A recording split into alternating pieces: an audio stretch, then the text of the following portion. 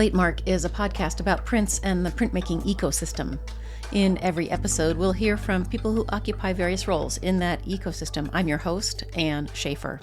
I'm an independent curator who works to promote prints and printmaking through this podcast, through organizing fine art print fairs, and also through organizing exhibitions.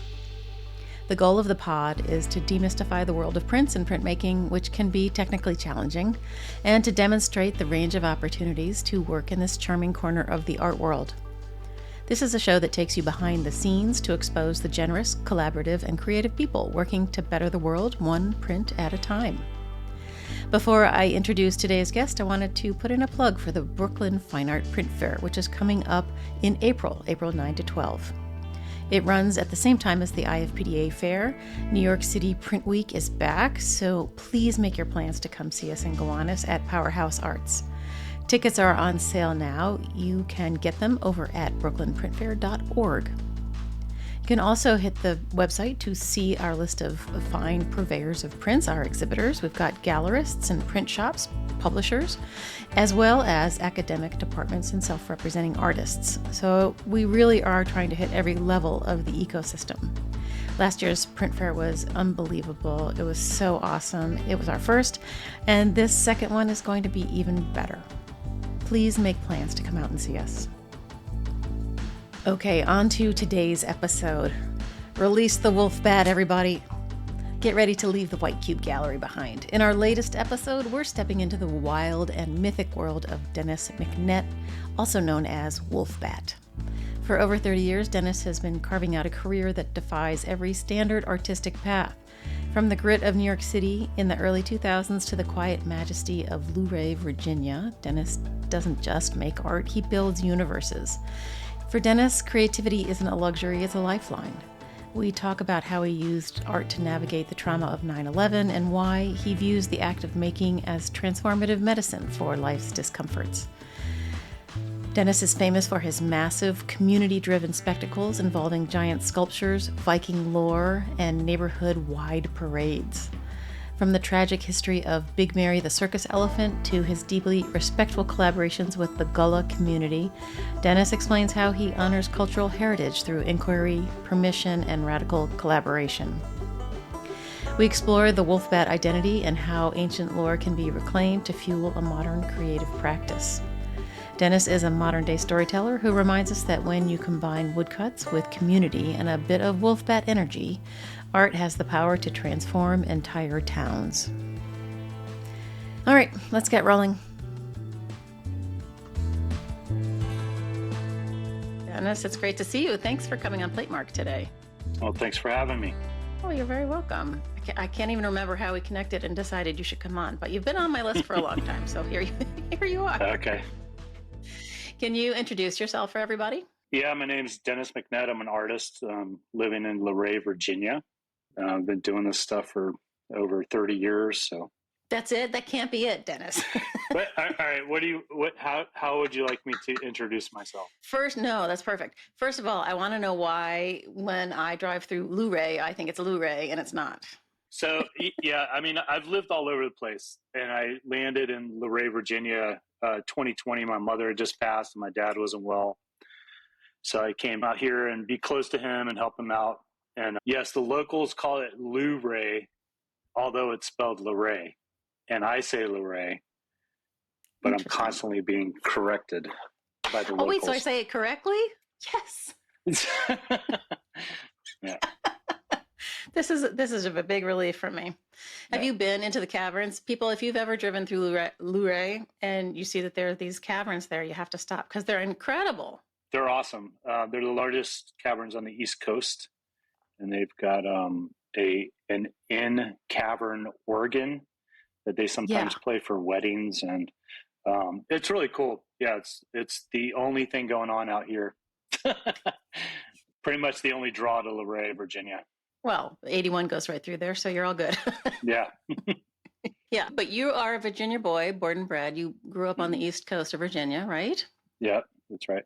I keep, every time I read about you or hear about you, I keep thinking you must still be in Brooklyn somewhere because you seem like such a hip dude.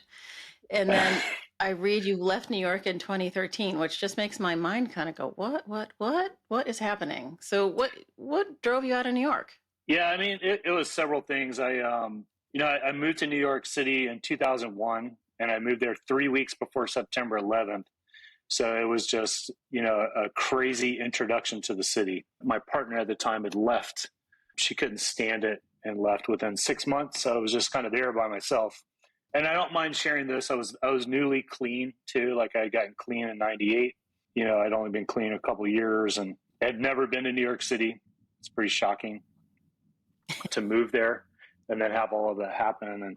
But yes, I left in 2013. I had 4 very close friends pass away, all kind of within the 2 years. Rents were going up. All of my projects were out of town. So I was barely ever home. And I'm paying all this crazy rent to be there, and I wasn't even there. So I started thinking long and hard about it. And the first place I moved away was Houston, Texas. I was doing a project with Carlos Hernandez, and I was like, man, this town's pretty cool. I like it a lot. I think I'm going to move here. And I remember Carlos was like, you're not going to move here. And so I found a place, I signed a lease while I was there, went back to New York, got all my stuff and came back. And he was like, oh my God, you moved here. And so I was actually right down the street from Burning Bones Press. And then I kind of hopped around a bit. I was there for about a year and a half. And then I moved to Richmond, Virginia. And then we lived there for about a year. And then I moved to Philadelphia, and I lived there for about a year. And then I moved to just outside of Austin, Texas. And I was there for 3 years before COVID hit. And now I'm here. So Were you bouncing around project to project, basically? Yeah, that's the thing. And that's what's been true since, I don't know, like 2006. It's like most of my work is elsewhere. People will call and say, hey, we saw you do this project here, and we would like you to come here and do it. And so, yeah, I've been actually all over the U.S. and a couple places abroad, Mexico and Europe, not really outside of that, but yeah, just bouncing around doing projects. Yeah. Yeah. When people call you and say, come do a project here, like if I know people in museum worlds who are paying money to an artist to come do something, it's probably about $10, right? Like it's not, the honorariums are not gigantic. Like, are you making money by doing the commercial work? I get asked this a lot. Like, how do you do this? How do you make it work? And how do you make it work? Well, this is exactly what Platemark's about, is like trying to show people that there's a lot of ways you can be inside the ecosystem and working adjacent to, creativity that you think of as traditional creativity, the artist in the studio, but that there are many ways to do it. So I'm always trying to poke at people and say, how are you doing it? It's something you really just can't learn in academia, right? It's just not. Like, they don't talk about it. A lot of the models they do talk about, they're dated. I always tell people, like, I learned more from doing internships with people doing stuff that I wanted to be doing or that were highly professional at what they do, more so than, going to grad school. And, grad school gave me the time and the space to develop my work, but New York City and the people I met there educated me. Like, they really showed me how to hustle. Like Kathy Carrasio, I did an internship with her for, several years, and she's amazing. I mean, she was able to maintain and keep a studio in Manhattan for over 30 years. That's no easy feat. Brooklyn's one thing, but in the heart of Manhattan, it's kind of crazy. And she has an incredible print collection and just, knows everyone, very knowledgeable about printmaking and very generous. And what she taught me was how to hustle. So she taught me how to stretch a penny, which you can't learn in school. And, and then I interned at Brand X Editions, which then I later ended up working. It was the master printer for the Chuck Close prints that were, those 210 color, whatever they were, 5 by 7 foot screen prints. I worked with Bob Blanton, the owner. Bob was funny. He knows like several different types of martial arts, and he's not like a little bit, like he used to compete, and he was really good. And so, he's really quiet and calm. And, I was always kind of scared of him a little bit. Like, God, man, this guy's like a ninja, And he even had like the stuff on the walls, he had like, the martial arts weapons, and he taught Tai Chi on the weekends. And anyway, Bob was my teacher at Pratt. And he goes, "Hey, do you need a job?" And I was like, "Yep, I absolutely do." And he was like, "Well, why don't you come in the studio and we'll get you working." And right off the bat, they started everyone out blowing out screens and doing all the grunt work. But pretty soon he moved me over to where he was printing these Chuck Close prints. And within a couple weeks, he said, "All right, you're going to print these. You're going to be the printer on these." And I was like, "Whoa, Bob, I don't really want to dive into doing this. I don't feel confident enough to print these $85,000 prints. I just like," and he's like, "No, you're going to do it. I want you to go ahead and print the first one." Right. So, what you had to do, because the paper was so big, they're like 5 by 7 feet. You had to move it yourself. So you had to lift it up an end and you kick air under it, and then you float it over to the vacuum table. I think we already had like 30 colors on it at this point. And he goes, "All right, go ahead." And I floated over and went wham right into the middle of the table. I shot a crease across the paper. I'm like, oh my God, he's going to kill me. Right. And he looked at me, he goes, "Don't do that again." Right. So I took the next one and floated over, wham, shot a crease across it. And then he kind of like leans on the vacuum table and he looks at me and he goes, "Don't you do that again." And I said, "Okay." So I floated over, landed it, put it in registration, printed it. And then from that point on, I printed that print from start to finish. And then I did another one start to finish of those Chuck Close prints. Because Bob is a teacher, or was, I'm not sure if he's still teaching. No. Why wouldn't you give you a test piece of paper to try this out first? Because that's not the way they do it. It's old school. It's just very like, you're going to learn this or you're just not going to have a job. I learned more from him than anyone could possibly teach me at Pratt Institute. There at Brand X Editions. Sure, I believe that. But you don't regret getting the master's. You just feel like there is more to gain elsewhere also. Yeah, I think when I got clean, my thinking was, okay, I absolutely have to do art. This is what I've done since I was a little kid. This is where I feel most comfortable. This is what I do. This is who I am. And, just trying to make sense of it. I grew up in Virginia Beach. It's not like a culture hub. We had skateboarding and surfing. I got my culture from Thrasher magazine and the music and the artwork and everything else. And I don't regret going to school, but I thought I had to, like that was the next right thing to do. And I thought I had to get, just like a standard job. I had to get a teaching job. I was like, well, what do you do if you want to do art? It's like, well, you teach, or you could be an architect, or you could do graphic design, but you can't just be an artist. That's like a fiction, That's what it felt like anyways. I didn't have anyone to direct me. Growing up in Virginia Beach, my dad was a cop. My mother was a bank teller. She made things. She made like quilts and curtains. And so she did make stuff.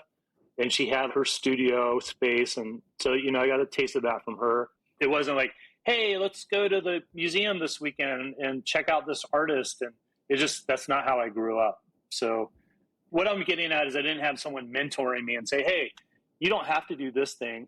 And if you want to just be an artist, it's not going to be easy, but this is how you do it. I had to figure it out. Well, there's so many paths, right? Like it's so much of it is luck and who you meet along the way.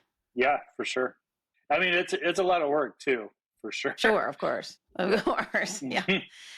I do love the story, though, that people don't often recognize it. And I think you really do recognize some aspect of your childhood that was this little kernel of special something that helps push you forward. And for you, it was your great-grandfather who was remarking on your drawings, even though he was blind, and they were magic to you. And so I feel like that kind of magic piece totally infuses you and the way you talk about the art and the way you've conducted your career. Yeah, I think it's really weird because, most kids are really creative. I mean, they can make up stuff. The most vivid imagination you could ever have is from a kid. I've done these mask making workshops all over the place. And if I'm working with an adult, they've had all these restrictions put on them, right? On their thinking. So it's like, well, I don't know what to make. What should I make? And it's like they really struggle with that. A kid is like, oh, I know what I'm making. I'm making a dragon butterfly pig. And it's like, oh, okay. And then they just do it. There's no, it hasn't been beat out of them yet. So I think like you're born creative, you're born a natural artist. And I think the way that we're taught and societal norms kind of beat it out of you a bit and kind of say, oh, you have to do this and you have to do that. And you have to live this way and think this way. And eventually you start buying into some of that stuff. Yeah, I think that is true. And it ties into your thinking about storytelling and how, because you were doing narrative-esque, whatever, false hierarchy bullshit stuff in your work, where most people were thinking about conceptual this, that, and the other thing, that most kids, the starting place is storytelling. Like that's where we get all of those dragon, pig, butterfly images, right? Like it's all... Right. It's all, the groundwork is all laid out, and it's really a special person who can, grab on with both hands and go for the ride with it, because it doesn't rise to the top in the quote unquote art world. Yeah. But it can. In my book, there's room enough for everybody in here, Oh yeah. And like you said, there's so many different paths, and they're all different and they're all valid. I have this conversation a lot, especially with the art world stuff. And it's like, you can go this certain route where you're catering to galleries and you're catering to the art world in parentheses, and you can kind of climb a social ladder. But what you're basically doing at some point is you're catering to wealth. And that's the truth. And if you're trying to get your work to an inaccessible point to most people and then make it valuable and accessible to people that have a lot of wealth, that's what you're doing. I think what I'm trying to say is like, you don't have to go that route. You don't have to cater to wealth to make a living at making art. I don't look down at anybody for doing that, but it's just not where I'm at. Like I've tucked my toe in that for a minute to see how far I could get. And, I started working, started selling some pieces, and I was just like, this doesn't feel right. Like in my gut, it just doesn't feel right to pursue this stuff and cater to this. That's not what I want to do. So at some point, I started doing different things. The art world, the market, mm-hmm. the evil market. I mean, when people say that they're not doing commercial art or things that are supposed to sell, it's all bull, right? Everybody is trying to sell something in the art world. Like that's how you're making your living, right? You can't not sell unless you really do have some magic extra job. Right. But I don't know, the gatekeeping drives me nuts. The language that is used, I'm trying not to like cast stones at people, but like, I don't know, I feel like creativity in all of its forms needs to be embraced and encouraged. And I feel like for you, it feels like it might have saved your life. I don't know, I just feel so strongly about it. I'm just going to stop talking. I think what people don't realize is how, when you introduce art to like a community that's not used to it, or you like if I go to a place and I say, okay, I'm going to do this mask making workshop, it's open to everybody. It doesn't cost anything. You can come and you can just participate.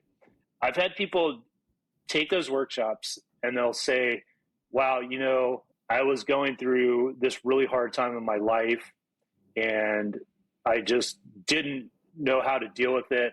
And just sitting in here for a week, it's like I processed all this stuff and just the calm environment, just to be able to focus on making stuff, working with my hands, being around people that are doing the same thing, that are connected in this very simple way, really helped me process this thing. And I think some people don't realize how therapeutic art is, or how it's really like a medicine for people sometimes. And you're absolutely right. Like, I thought about this, when I was using, that's kind of what I was looking for. I was like, this doesn't feel right. Like I'm supposed to be doing something else and I just don't know what it is. And I'm so uncomfortable. Like I need to escape, I'm so uncomfortable in my skin. I don't know what to do with this energy, these thoughts and these feelings. I'm just going to vacate from them. right? But it was, and it still is, the studio. I can go down there and I can check out and check into something bigger than me, right? So like at some point it's like I think David Lynch talks about it. It's like this thing where it's just like a kind of check out, almost like a meditation, transcendental meditation. And you get to that sweet spot where you're just like, you forget that you're there. You're just like a vehicle for something else steering the ship. And that's the sweet spot, right? It's like, you stop and you go, oh my God, 6 hours just went by, and then you look at what's there and you're like, wow, I don't even remember doing half of that, and anyways, yeah, it definitely, art definitely saved me, or was the thing I was seeking. Personally, it gives you that jolt, high endorphin rush, whatever, when you just have this moment. But I think it's also, I mean, you talk a lot about, in the various places I've been watching / reading about you, about the community aspect of it all. And that this seems to be what drives a lot of the work that you're doing, is this sort of giving this communal opportunity to people so that they can join in, as you say, during this workshop and that scenario, but also in these big performances, that there's special magic in that. I remember, I think it was 2010, I did a show, or before that, I'd walk around New York and I'd go to shows and I'd be like, this show's really great. Or, I just saw 10 shows and I remember 2 pieces, right? I could have had roller skates on going through the show, because it's just like, you reach the one thing and it like hits you or moves you a certain way, or it makes you think of something differently for a moment, or however it hits you, right? And those are the ones you remember. The ones on the wall, they'll do that sometimes, but then there's like there's like an experience. Like in the 60s, they used to call it a happening, right? So something bizarro would happen, right? A bunch of people come out in costumes and do something weird. All of a sudden your perspective of everything has changed. For a moment, it's just like everything is kind of thrown off and it wakes you up like, oh wow, I'm actually like walking and living through this world, and I can participate in it and have a different perspective on what I'm experiencing. That's what I wanted to do. I was like, okay, well, I've done the prints, I've done hundreds of prints. Okay, let me see what it looks like if I do 3-dimensional stuff. So I started adding that to, in my undergrad, I was like, oh, let me put this on the sculpture and see what that looks like. Ooh, that looks kind of cool. And I was like, well, what would it be like if it's like running down the street? And it's like, oh, well, like a mask. Like I never come up with the concept of a mask, but I wonder what it looks, this mask looks like with the prints, because I love that mark. So I started making masks and sculptures and stuff. And, it was just like a progression. But the thing I noticed from the very first one I did was people had this experience, and it was like, they're not going to forget that, and you can't buy it. But that's all we have, is a series of experiences until we're no longer here, right? So it's like, you make that magic for someone just for a moment. Wow, that's pretty special. Like one of the most recent ones I did in Asbury Park, we go down the boardwalk with these, I took a big, 24-foot Viking ship and these 12-foot puppets, and everyone's got their masks that they made for the workshop, and there's people drumming and gongs being hit, and someone unexpectedly on the boardwalk, you should see their faces. They're just like, they light up. They're like, wow, what is this magic? Because it just takes them out of their routine for a moment. That's something they'll remember. They won't remember, oh, we went to all these gift shops and saw this thing and did this and that. They're going to remember the damn, the Viking ship coming at them down the boardwalk, right? Right. So.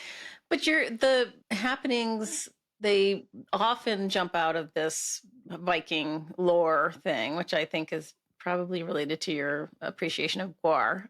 A band I had to look up, by the way, just to let you know. Yeah. I did not grow up with the skateboard thing, and I had to look up Thrasher magazine. I mean, it just goes to show you that we can all be the same age almost and just be like growing up in very different places. Yeah. Yeah. I'm so curious about the kind of Viking aesthetic and everything. I mean, is it that it's far enough back in history that it's just so random and so handmade that it fits into the aesthetic of what you're doing with the prints? Or is there something sort of at the core of the society and how they maneuvered through the world very brutally that What is it? Well, what got me attracted specifically, because I can only speak for myself, is that I Sure. was reading the story of Ragnarok, which is the big battle between the gods and the giants. I was reading a lot of more mythology, but this story kind of stuck out. The other part of it is that Loki, the trickster god, had three children, and it was Jormungandr, the giant snake that surrounded the world and held its tail in its mouth, and it was Fenris, the giant wolf, and it was Hel, Hel, and she was cast to the underworld. So anyone that didn't die in battle went to hell. And she was also the only character in Nordic mythology that had the power of resurrection. Wow.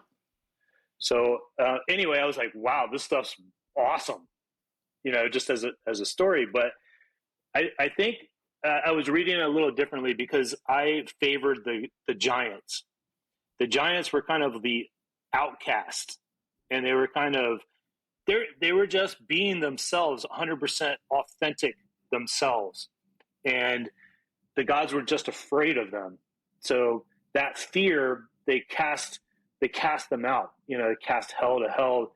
They threw Jormungandr to the sea, and they bound Fenris and they put him beneath the earth. And I was like, that's some bullshit, man. And I kind of looked at the giants as like my, kind of my people. They're the outcasts, the overlooked, or the ones that people didn't understand, so they feared them or, made fun of them or whatever it was, right? And I've always had an affection for wolves.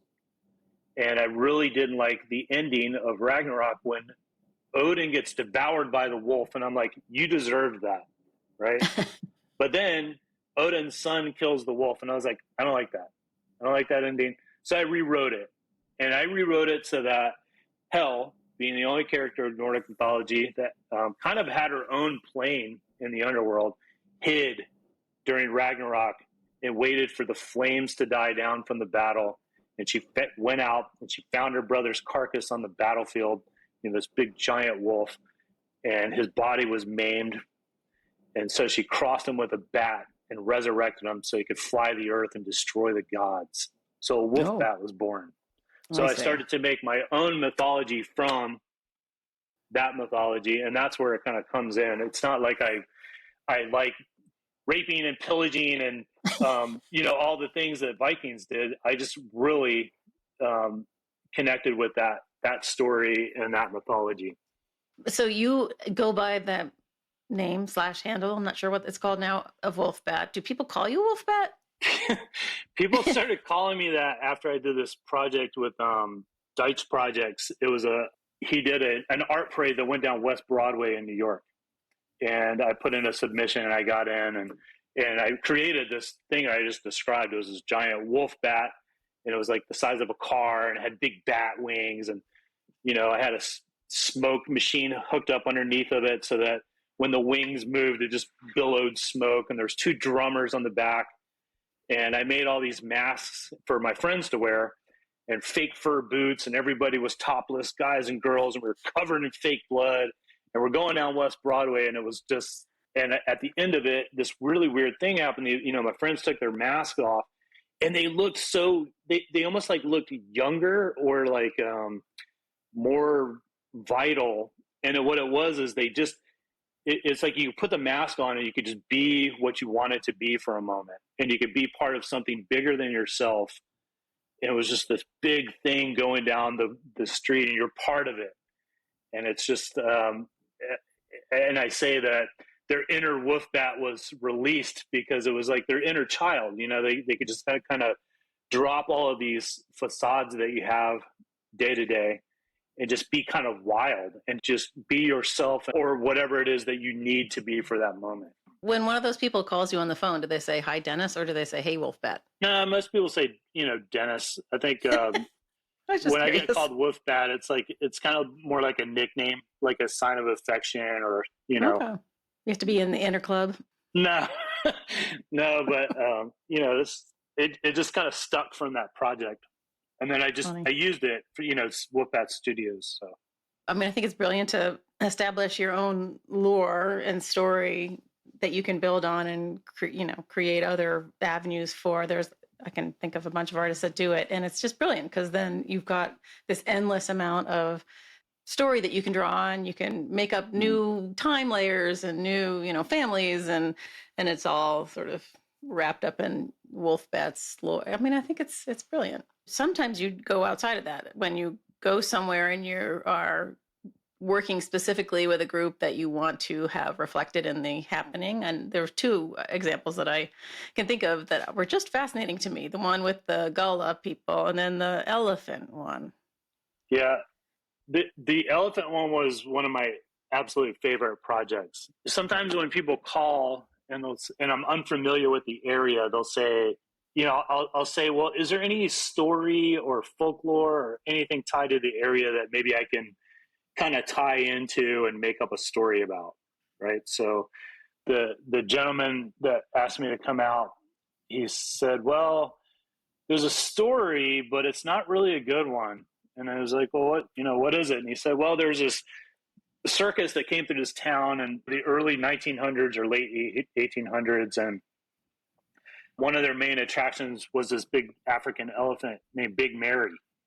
They didn't have enough staff for the circus, so they hired some town people. And one of the guys was in charge of herding the elephants. And he had this, basically give you this prod with this big hook, and you kind of move the elephants along. He just so happened to hit Big Mary right in the right spot, and she had an abscessed tooth where he hit her, and so she reacted by throwing him with her trunk. And when he landed, he hit his head and it killed him. And so the town demanded justice, and they wanted this elephant put down. The way they ended up doing it is the circus wanted to, they're like, well, that's our big moneymaker, but we got to put the elephant down.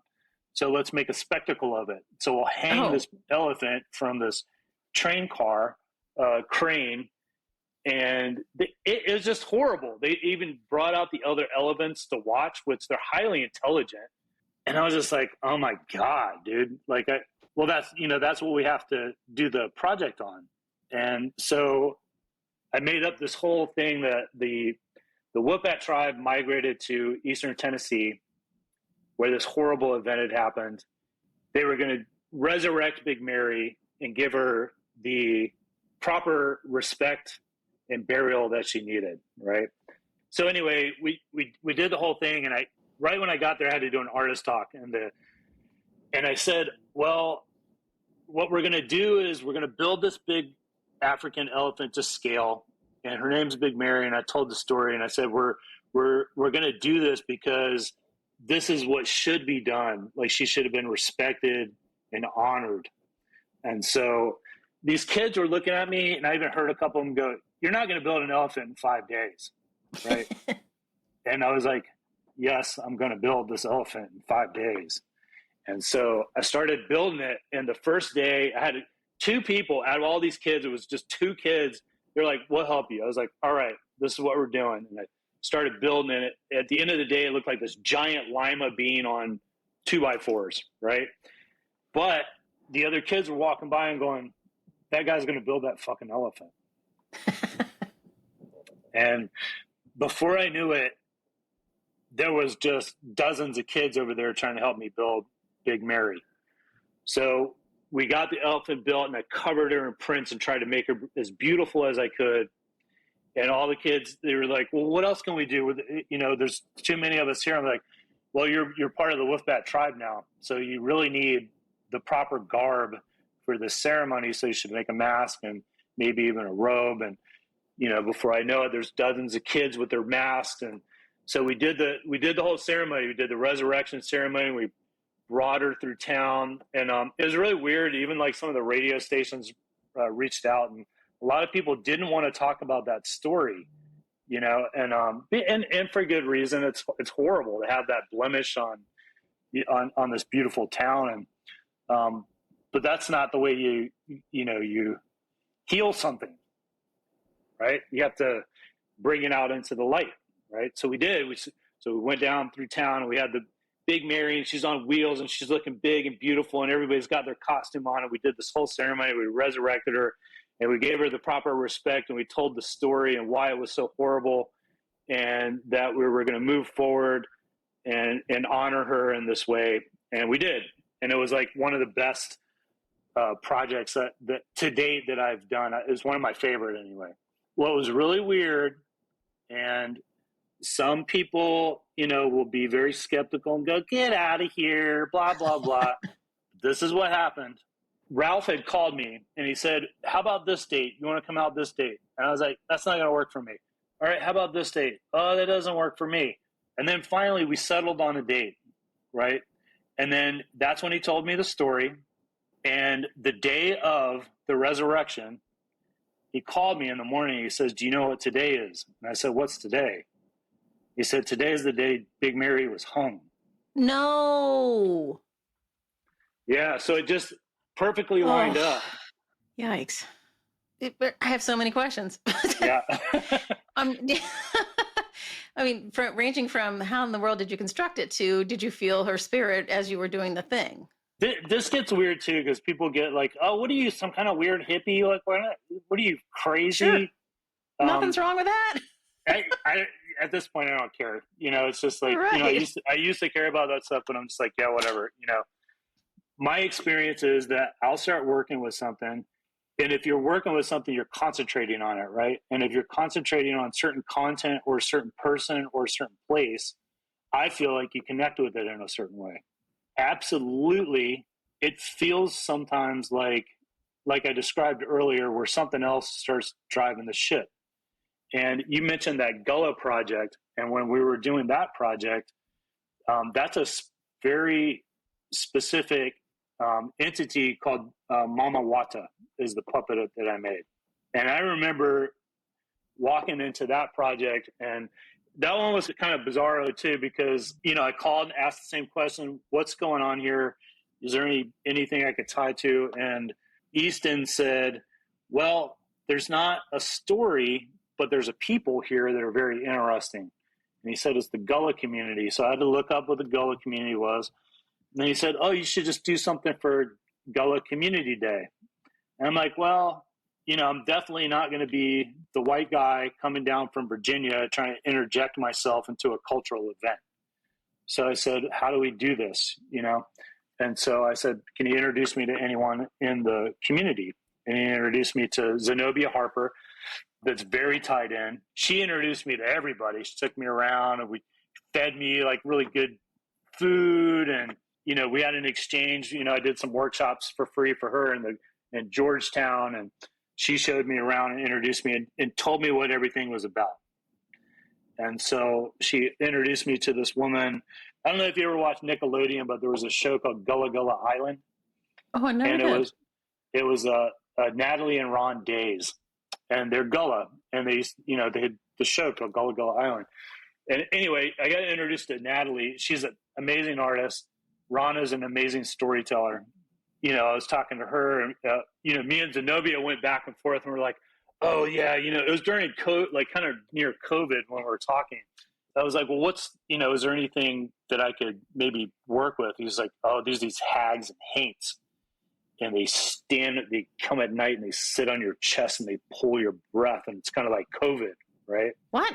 And it's, oh my God. And then she was kind of relating it to, and it's the, I can't breathe, like with the George Floyd, and she was tying it with that. It was heavy, right? We're having like this heavy conversation. I was like, yeah, let's do that, And then we, ran it by Natalie, and Natalie's like, well, let's not go so heavy with it. Let's do something a little more neutral that people can connect with. And so she told me about Mama Wata, which is this entity. It's like a mother water. She was known for when they stole people from the west coast of Africa and brought them to the east coast of America. Sometimes the people they stole would jump ship because they'd rather drown than be held captive in slavery. So a lot of them thought that Mama Wata would take them from the water and take them to a euphoric heaven, right? Like a heavenly kind of place. So anyway, again, I felt, how do I do this the correct way? Yeah, a little heavy also. Yeah. And, I felt like I was getting permission to do this from Natalie and from Zenobia and from the people I had met.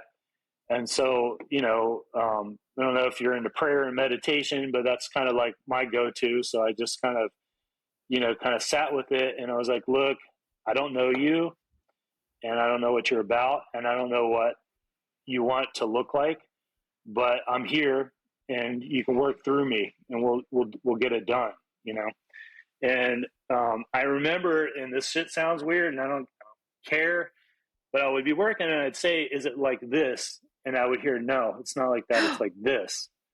And so I would change it, and I'd say, "Well, is it like this kind of color, or is it?" It's like, "No, it's like this." And I'd say, "Well, I read it's a white gown with red and yellow," and she'd say, "No, it's like this one's going to be like this, right?" So it was turquoise, and just I said that stuff to some people. They're like, "Get out of here," And then, but No, there were I some believe people, and some people in that community, they were like, all they did was nod. They were like, mm-hmm, "Yep." So, but anyway, that's kind of how that happened. I must have done something right because they invited me back to another one of their events to come back out and speak about my experience. Like, well, how do you do it the right way? It's like, well, you talk to the people and you ask permission and you do it with respect and you try to do it the best you can, right? I was very, very careful with everything that I made. I tried to make it as beautiful as I could and just, with love and respect. That's how you do it. I mean, they surely asked you back because they felt that you were open to understanding and open to the mystery, Mm-hmm. Yeah. It's what strikes me about you and what I felt before I even started talking to you was that there's, maybe my vocabulary is not right, but there's like this really wonderful childlike openness about you. Not that you're childish, Mm-hmm. but that you have a sense of wonder about the world, and you're open to all kinds of people and all kinds of experiences, and nothing is not genuine. Nothing is, like you're the real deal is what I'm trying to say. Mm-hmm. And I think thank people you. sense that about you, Well, I appreciate that. That's a big compliment. I appreciate it. Well, you're welcome. Mm-hmm.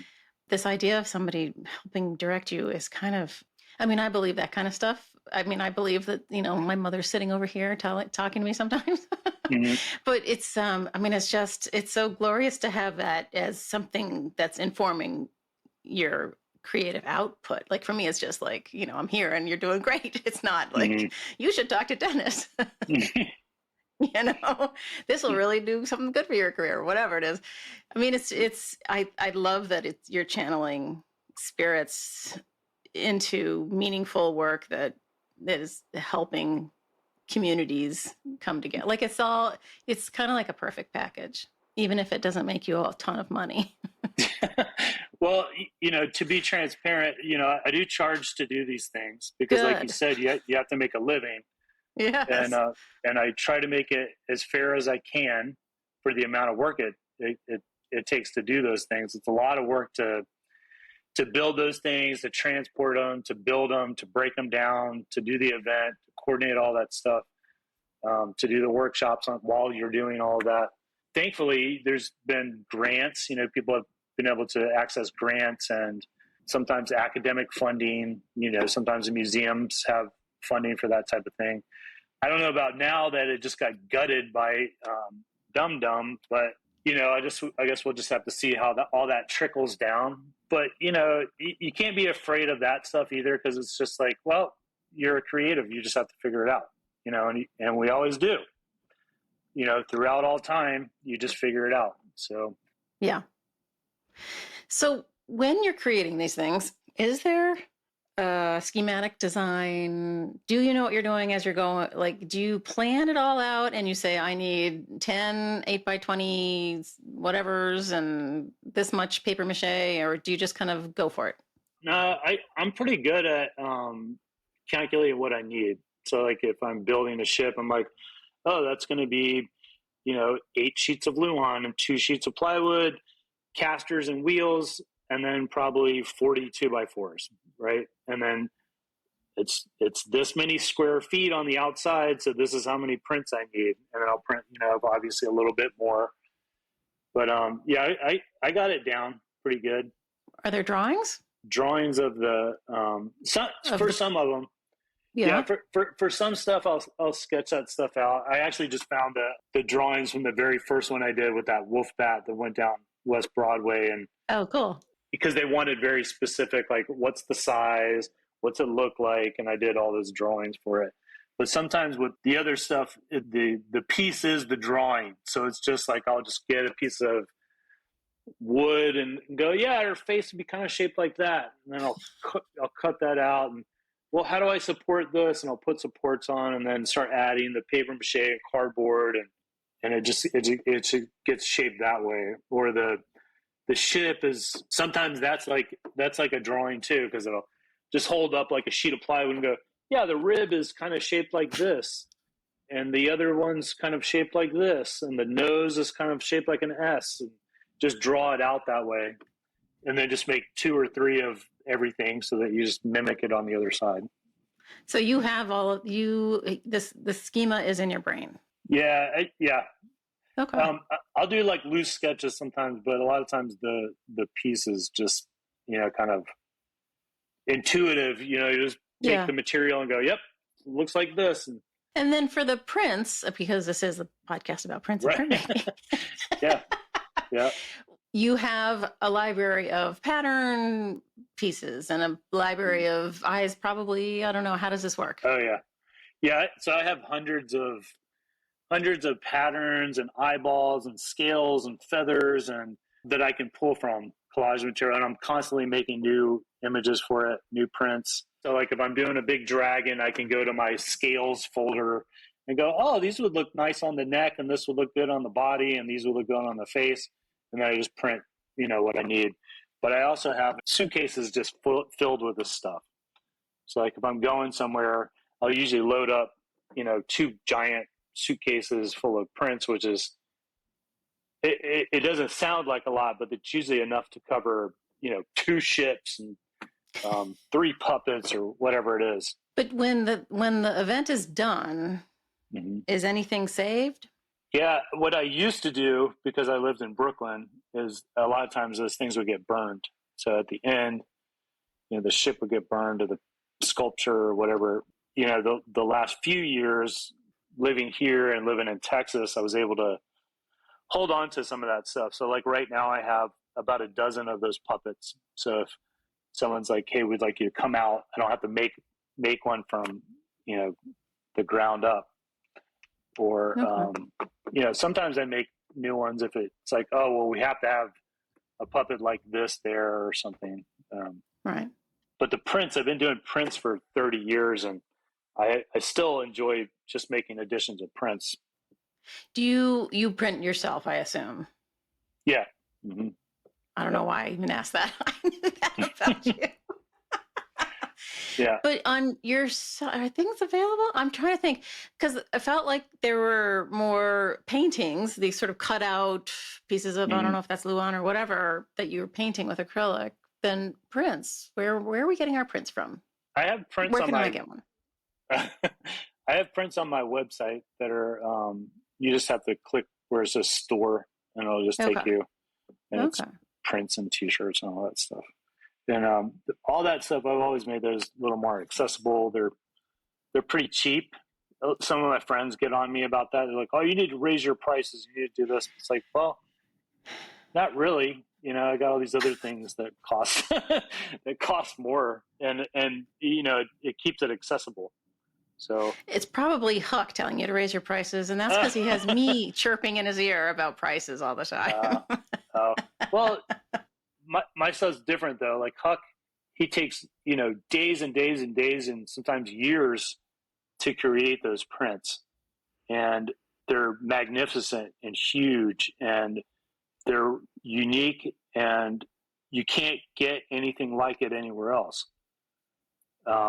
I'm just making screen prints and sometimes, smaller lino cuts and stuff like that. And I use them in a different way. So for Huck, he's making this incredible, unique piece as a, throughout a year for as an end result.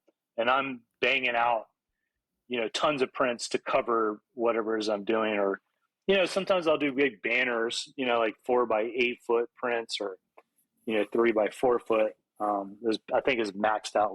3x5 foot is maxed out on my press, but, I think you both have different goals, like Huck wants to be in the collections of every museum in the country. And I don't sense that that's your goal. No, I mean, we've mentioned that several times here, is just, everybody's got their own path, and me and Huck talk about that too. Sometimes, I admire what he's doing, and it's just not what I wanted to do. Are you still doing designs for the skateboards and shoes and stuff?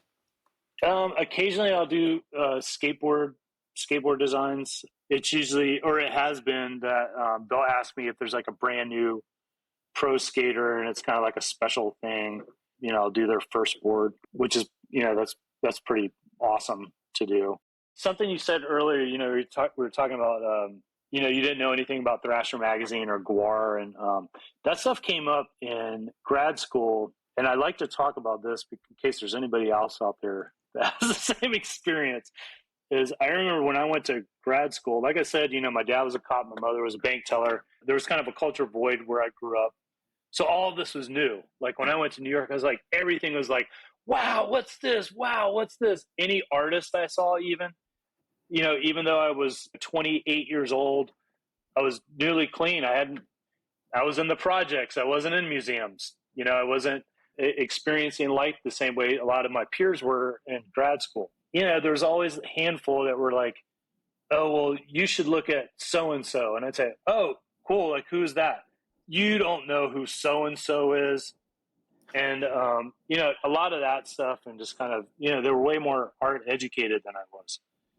But I grew up with what I grew up with, and I was inspired by what I was inspired by. And Thrasher magazine had some of the most beautiful graphics in the early 80s than anything else, or the punk rock album covers and all that stuff that I was into, and the music in the back of the magazine.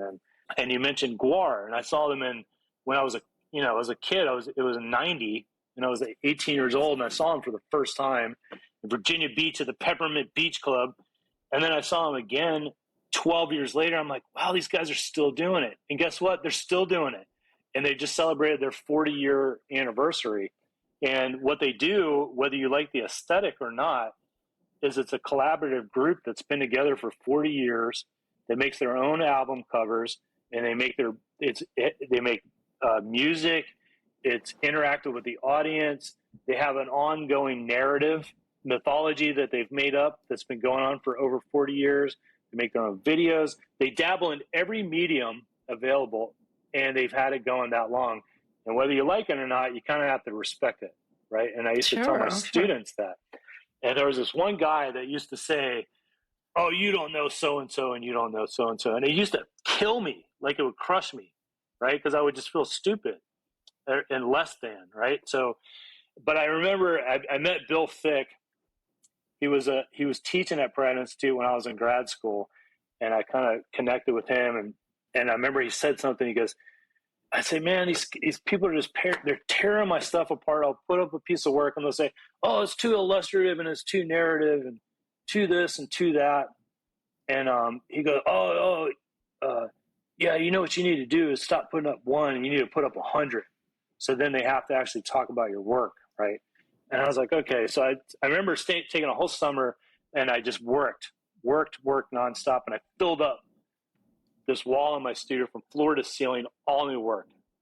And I remember this guys, they're coming back, and one guy said, oh, something about it being illustrative and narrative, because all those guys are doing abstract conceptual stuff. And I said, what do you mean illustrative, like R. Crumb, like Albert Dürer? What do you mean? Like those guys? Is that what you mean? Illustrative and narrative like that? Because that's awesome, And the guy, and then he did this whole, well, you should look at so-and-so and so-and-so. And I said, well, you should look at Odorous Humongous. And he's like, well, who is that? And I was like, you don't know who Odorous Humongous is? That's the lead singer of Gwar. You don't know what's going on in the world. And I remember talking to him later, and he was like, and I said, it's a big, big, big, big world, and people pull inspiration from everything, and there's room for all of it. And I said, so maybe not look down on somebody for their inspiration, and maybe be excited and learn about it. And he emailed me just a couple of years ago, and he said, man, just want to say, like, I really appreciate what you said about that, because it changed my perspective on a lot of things. So there's that. Well done. I mean, it's hilarious. I love that you brought up Dirk, because, I mean, images were a way to tell stories, A, B, spread news, C, tell people what's going on. And it was by definition narrative until, 1930, something like, come on. Yeah. I mean, it's kind of silly to throw that one at you, really, honestly. Well, it's just, like I said, it was just like a narrow view. Like I could look at and appreciate and respect really good stuff that was done abstractly or conceptually, but they just couldn't reciprocate, which is unfortunate, because then you're missing out on all this stuff.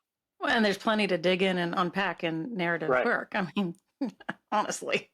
Mm. Yeah, my last question for you has to do, well, it's not even a question, but I wanted to bring up our shared love of Star Wars. Okay. Yeah. Which might surprise you, but a little older than you. So I was a young teenager when it came out in 1977. And I think I went to see it 6 days in a row after school. And I mean, we were all just gobsmacked by the entire thing. And I know when you were talking with Miranda on Hello Print Friend, you guys got into this idea of the things that come before, like it's hard to imagine that there was no internet and that blah, blah, blah, and all that stuff. And the only way you saw any images from Star Wars is if you got a poster, the little paperback, right? That was, right, that had the thing on the front. But it's, tell me why you love it. I also saw it, but I was 5. I saw it in the theater with my dad, took me to see it. And as you know, at the time, there was nothing like it. And so it changed a lot of people's world to experience sci-fi done in that way, at that scale, with that much detail and story to it. So then you got the classic light versus dark, right? So you have, like, when you saw Darth Vader, you were like, that's the bad guy. Without question, without even knowing, that's pure evil right there, right?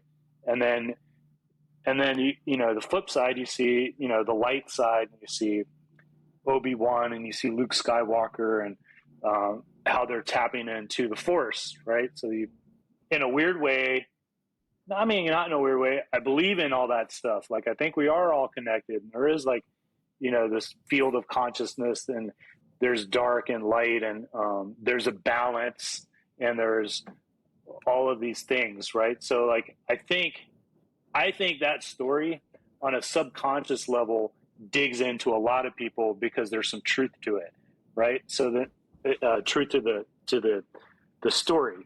But I mean, what's not to like? It's just it's just like, you brought up Huck, and we were laughing because I went to visit him, and he's like, oh man, I got to go do this thing. Can you watch Delilah and Clementine, right? His 2 little girls. And I was like, what? Like, I don't know how to babysit, and, but he left, and I was like, all right, well, what do you guys want to do? And they're like, oh, well, we'll watch a Disney. Let's watch, Lion King, or whatever it was they wanted to see. And I was like, what do you guys think about Star Wars? You want to watch Star Wars? They're like, no. And I was like, but it's got spaceships, outer space, robots. They're like, no. And I was like, there's a princess. And they're like, what? They're like, what? I was like, yeah, she's a total badass too. Like, she runs the Republic. Like, she's basically saving the world. And she's like, they're like, yeah, let's watch that. And I was like, and I got him hooked on it. And he said that they still watch it now. So. Yeah. That's hilarious.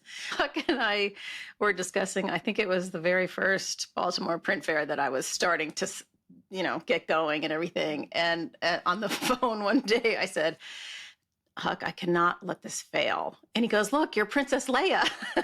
There you go. Yeah. I was like, oh my God, yeah. I think I am. That's awesome. It was so funny. Well, how do you feel about Star Trek? I like Star Trek. I don't like it more than Star Wars, but I like Star Trek. Because, the difference is exploration and philosophy versus good and evil, right? Like it's a gentler, usually. Yeah, I really like the very first Star Trek because it was super goofy and it was super, everything was handmade and it was like obviously handmade. Oh, the TV show, well, yeah. Yeah, but the content got super, super deep sometimes.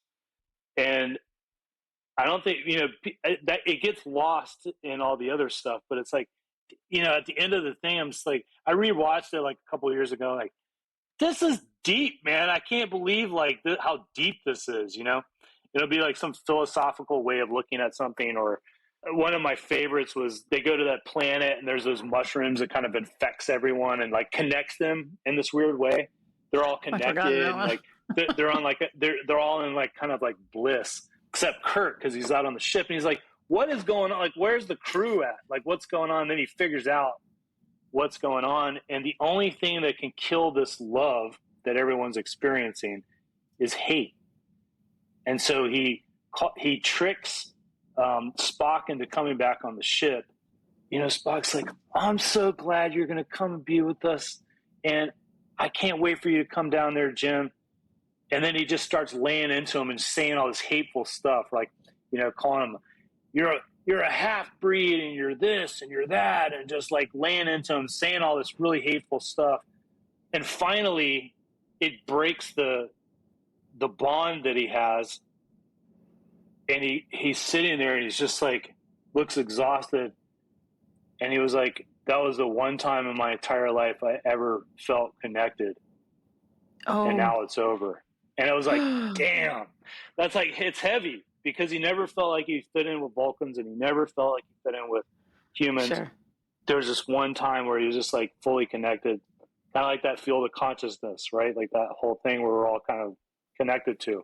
It was like, it hit me anyway in a very deep way. It's funny though too, because he can connect with you with the Vulcan mind meld or whatever that's called. Right. So that he has the ability to do it, but when he's not working at it, he can't connect. Yeah. Funny. Yeah. Huh. What's the best Star Wars movie? It'd have to be Empire Strikes Back. It's just the first one. All the first three that I saw were amazing. But Empire Strikes Back, that's like, it's kind of hard to beat. It's the total package. Yeah. Yeah. Out of the new ones, though, what's your favorite? I think for me, Rogue One stands high above everyone else. 100%. Yeah. I agree with that. Yeah. What about the little series? Do you like any of those? My husband was all hipped up on Mandalorian, which we stopped for some reason and we're just now finishing.